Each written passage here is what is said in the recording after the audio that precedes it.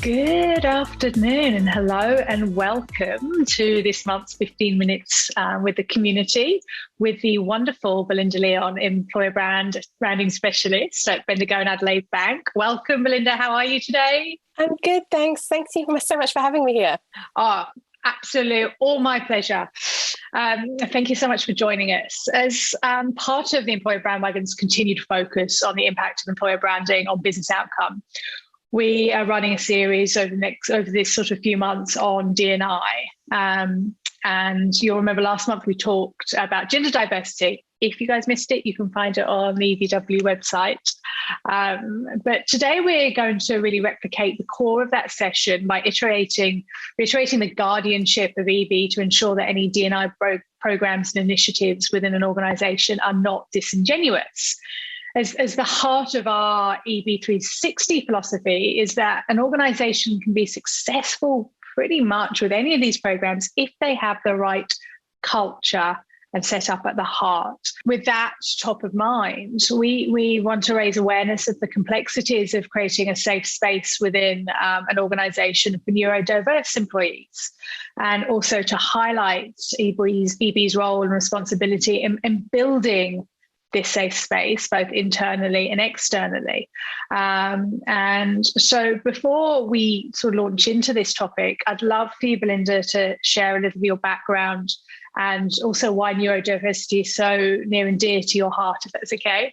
Yeah, absolutely. I am a late diagnosed ADHD. I only got diagnosed in 2020. So a lifetime before that of struggling with things and blaming myself and using anxiety and shame as motivators and the way to get things done. And for me, getting diagnosed in my 30s was life-changing. And since I've been diagnosed and I've been talking about ADHD and sharing my experiences, I've had a significant number of people reach out to me, largely people I know, but not always, and going through similar things. And there's so many people being left behind, especially women, a lot of women who have been diagnosed late in life because they didn't fit that stereotypical naughty boy syndrome of what I thought ADHD was back when I was at school. And it doesn't need to be like that. The changes that I've been able to make, I mean, I'm still absolutely haven't got it all figured out, but I've seen the impact that just even having that diagnosis has made on my life and on my friends' lives and people that I speak to. And there's so many easy things that we can do that make it so much easier for people. Yeah, I love that. And thank you so much for your sort of candidness there. I mean, it's a massive share. However, I think, just the fact that you're here sharing with us, I think does show actually that there is a shift, especially in the corporate world, and the kind of, the bring yourself to work, the bring the whole self, be authentic. Although that is a bit flippant, and I don't think people really understand what that truly means, I do think we are seeing a shift. And just the fact that you're sitting here, and again, I know a lot of people, a lot of females that are being not only diagnosed later in life, but have started to share a lot more. So we're only at the beginning, but at least we're starting to see that shift a bit. I would just like to ask a lighthearted question a little bit, if that's okay. As an EB person, so the reason, is to share with the community, one of the reasons where I uncovered this is when Belinda and I met and we were talking about the role and the evolution of employer branding. And sharing the sort of the EB360, for those of you who don't know the philosophy, that EB is the guardianship of everything within an organisation, or the custodian to make these things happen. Not that they necessarily own it, but to make things happen. We're talking about it's a big job and there's a lot of balls in the air, a lot of things to juggle. And Belinda went, this actually works for me because... Yeah, because I like that variety. And I think it's very common for neurodivergent people to have a very different outlook on things and make connections where other people miss those connections, and problem solving, critical thinking, strategy, creativity. They're all things that are common strengths for neurodivergent people, and it certainly fits in my wheelhouse. And just having one thing to do every day and focusing on one aspect would just drive me insane. I would die. So having that look and seeing what kind of links I can make to other things is where I get excited. So, building our internal career site, how can I link that to our capability framework? How can I link that with what we're doing in all capability and design and workforce planning to help build us the workforce of the future from our existing workforce that we've got already? That's the kind of stuff that I get really excited and passionate about. Yeah, love it. Thank you. So what do you believe then is employer branding's role in creating this sort of safe space for neurodiverse candidates and employees? And, for example, like language used or, ableism, etc. I think the first thing is to make sure that it is actually going to be a safe space. I don't think going out and promoting yourself as a safe space when you don't have those fundamentals right is going to do anyone any good. You're just going to bring people in and then cause damage to them. Understanding what kind of culture you have in your organisation and what you can do to make it safer for the people you have, whether that's going out with an anonymous survey so you can actually speak to people and let them share in their own words what their experience has been, if they feel safe, if they feel supported, if there are things that you can change that are going to make it easier for them in the organisation. So really understanding the existing staff and their experience, and then giving them the safety and the space to actually share their experience in their own words, and not necessarily coming out as being neurodivergent if they don't feel safe to, but giving them the space to share what they feel comfortable sharing when they feel comfortable sharing it. Yep, that makes absolute sense. Have you got any sort of really tangible suggestions on how EB can sort of empower them to do this in an authentic way? Yeah, so having the I guess, vehicles for them to share. So whether that's through them being able to share their experiences via video in their own words, or in little profiles, again, using their own words and not putting words into people's mouths. Even if it's an employee ambassador program that has people from different demographics in there, that it's not just all the same sort of white bread people, but making sure you're getting that variety, because it's kind of like hundreds and thousands, right? You can have fairy bread, but if it's only got white sprinkles on it, it's not really exciting. It's not really fairy bread. And while white sprinkles are amazing, you're just not getting the benefits of having that diversity that you get when you've got that full range of colours. Yeah, I love that. Fairy bread is a new concept to me, by the way. I mean, I had a 6-year-old and I suddenly was like, people talked about fairy bread. And when I saw it, was like, this is amazing. And then, going off on a tangent a bit, his 6th birthday this year, I did exactly that. I bought the hundreds of thousands in separate colours.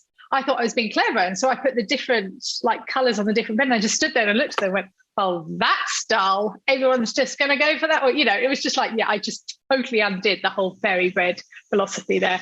But as an example, I'm with you, right? It is about that. And I think when I said at the beginning about, we talked about gender diversity, or talking about neurodiversity, it is about that. And that's kind of where I guess we're kind of going with this, is that a lot of this applies to D&I at large. Right? It is about the safe space, and it's about embracing all kinds of different people and acknowledging that, and just perhaps, balancing the nuances. In your experience, how would you recommend for EB people to raise awareness with the people that matter internally to create these safe spaces or authentic programs, such as, your LT or HR or TA, for example? Yeah, I think part of it is raising awareness of how neurodiversity can be expressed, because you've got neurodiverse people in your organisation. There's no way around it. You might not know it, but you do. And they might not know it, but you do. So making sure that you're not having a really narrow focus on what professionalism looks like in your office, or what kind of people are seen as, the preferred type of workers, and they all fit the same mould. Making sure you've got that mix of different styles, different thinking styles, different experiences, because if you've got too many people that are telling you that you need to be going to meetings in suits with a Mont Blanc pen to look successful, then you're not capturing people at they're realist. You're not getting them to be safe, to express themselves in the way that feels comfortable to them. And they might not feel then comfortable in speaking up and coming up with something that looks like a left out of nowhere solution to a question that actually could end up being the solution that wins you lots of money or delivers on a project that you would never have thought. Yeah, and that absolutely makes sense. And I think that ties in with the conversations that a lot of us are having about, we've spent probably 5 to 10 years talking about culture fit, let's hire on culture fit. When actually it's the opposite of hiring on culture fit, because otherwise culture fit is just going to perpetuate the same. And that's where I see these programs being put on agendas, because they're saying, okay, we need to not hire for culture fit. We do need to bring new expressions and diverse thought to the organizations. We're going to hire to create diverse talent, but we've got to ensure that we have first put the baseline in place for people coming in, and that to feel safe. And that starts internally with the people you have got. Absolutely. And recognizing that, neurodiversity comes in a lot of different forms. It's not just autism and white male programmers, right? It comes in a lot of different flavors. Even, there are so many people that are autistic and incredibly socially exceptional and, creative and not suited to programming work.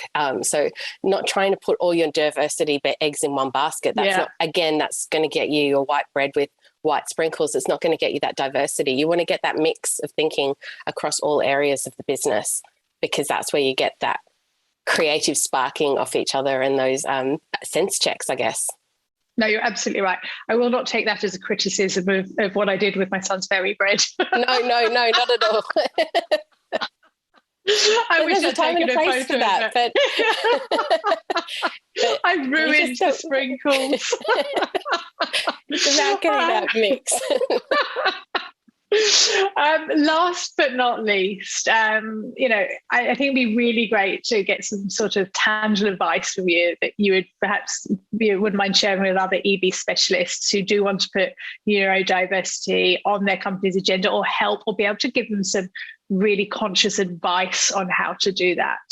It's not necessarily going to be as difficult or as scary as you think. It's about making sure that your employees have a way to get the best out of them. And so it's working with them on a one-on-one basis to find out what they need, whether it's noise cancelling headphones because the office distracts them and working from home a couple of days a week, or whether it's having a weekly catch up with someone that could be a peer, it could be someone in a completely different part of the business to have kind of an accountability buddy. It could be having your regular catch-ups and having your tasks written down in writing, and having a format that you and your boss work through to understand what those tasks are. There's heaps of really simple solutions to it. It's not necessarily going to be difficult, but it's also just about being a little bit kind in the way that you manage people, and looking at if someone's a bit awkward or a bit weird, like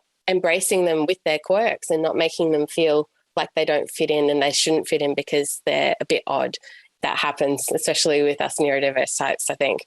And, a lot of people do quite well at masking it, but that causes a massive issue as well in terms of things like burnout and anxiety and other serious conditions that come from that pressure to feel like you have to fit that certain mold. So trying to break that mold and allow people to be themselves and express themselves and work in the way that suits them best.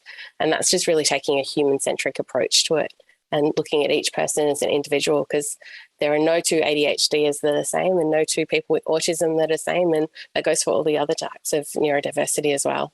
Yeah, Belinda, I love that. Thank you so much.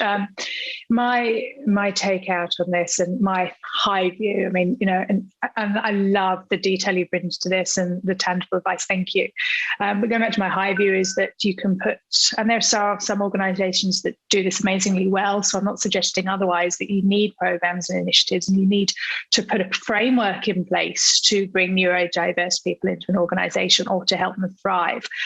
However, and I think you've just reiterated that for me, is that none of that matters if you haven't got your people manager, your leadership team, and peers and just people generally to be encouraged to foster a culture and environment, whether it's remote, whether it's hybrid, it doesn't matter, but allow people to be who they are, but also put that deeper lens on for, as you say, sort of that the neurodiverse people that are probably just that extra level of kind of kindness and awareness. Yeah. Which exactly. is simple, right? Yeah. For humans, we should do it so human-centric piece. So, yeah, that's super valuable, and I think a lot of people can take that back to the organisation. Yes, do your programs. Yes, do all of that. You guys do that, but for EB, what I want to do is ensure that as an organisation we are prepared and embracing of the small changes that we can make. Yeah, absolutely. Thank you so much. It's been wonderful. And, look forward to hearing more from you, Belinda. Anytime.